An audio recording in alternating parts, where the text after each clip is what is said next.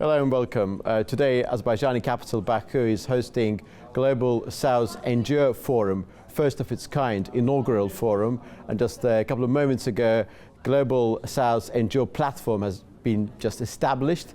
It is being described by many analysts and observers as a milestone moment in the history of not just Azerbaijani civil society organizations, but by extension in the history of civil society organizations related to the wide geography of Global South. And today I'm delighted to have the opportunity to converse with Sharin Rutte, founder and chief executive officer of Young People's Network International. Welcome to AnewZ. Thank you very much indeed for this opportunity. Thank you, Okin. I'm glad to be here. Thank you. Let's begin our conversation by talking about the importance of today. Today is the day one of Global South NGO Forum. It's inaugural forum, and just a few moments ago the platform has been established. Everybody for the past few months have been talking about the necessity of creating this multilateral, inclusive, permanent mechanism. What are your thoughts about the importance of this initiative? I really think this is an important initiative, and very proud of Baku and Azerbaijan for hosting COP29 last year, because many matters I deal with are in climate. So I believe that is what founded a global perspective about this region that then enables this platform to be established, because many of us from the African nations and from the Global South, we were able to know about this and create that comfort and assurance through the COP29 platform last year. So there's a lot that has been going on in the global scale. I mean, the statistics were shared during the platform from the representative from the UN that we have about 6,500 NGOs globally, and very few of those are in the Global South. This means that we need to come together, we need to collaborate, to cooperate, which is why we're very happy to be here at the Global South platform, so that we can grow our NGOs, not just by numbers, but also by the quality of work that we do. Many of us are doing good work. Many of us have just started out, and we need to lean on the shoulders of the giants who have gone before us, and also have some form of reverse mentorship, even as we grow as NGOs.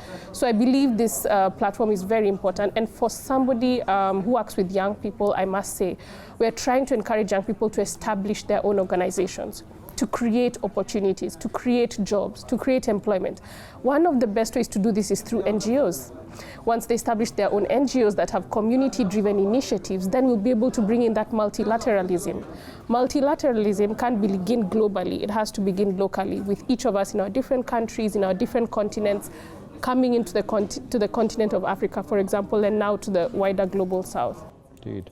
We talk about multilateral institutional mechanism. Over the past few years, we've seen the failure of the existing international legal order. Traditional power structures are sort of not fading away, but they seem to be eroded.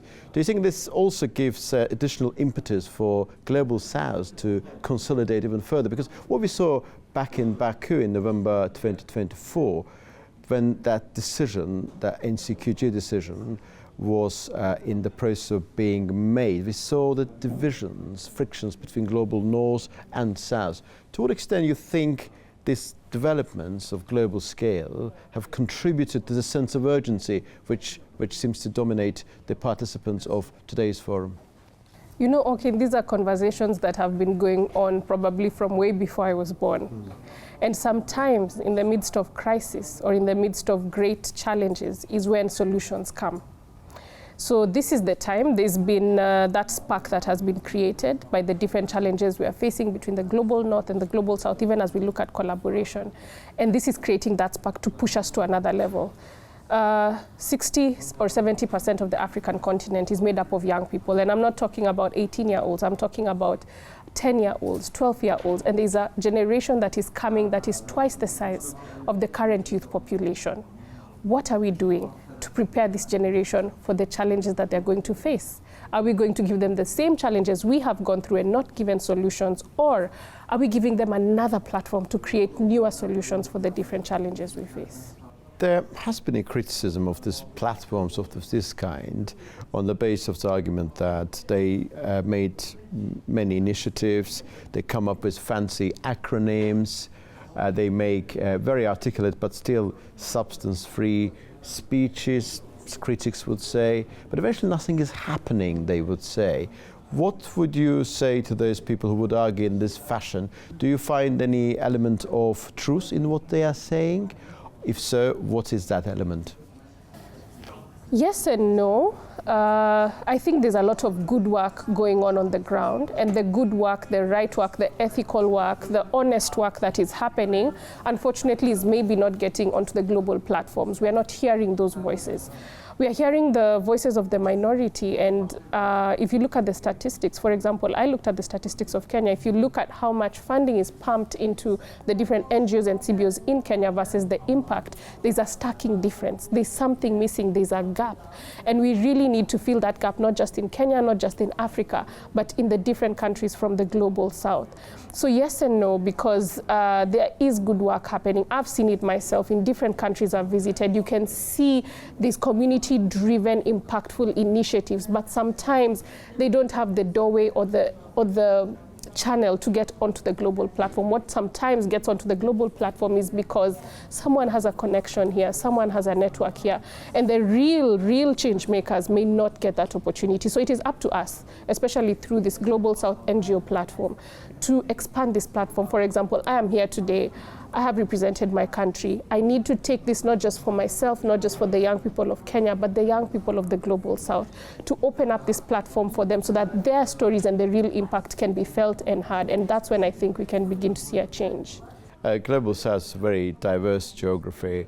We got a country like China there, which is, we cannot be, probably technically, we cannot define it as a developing country in certain respects.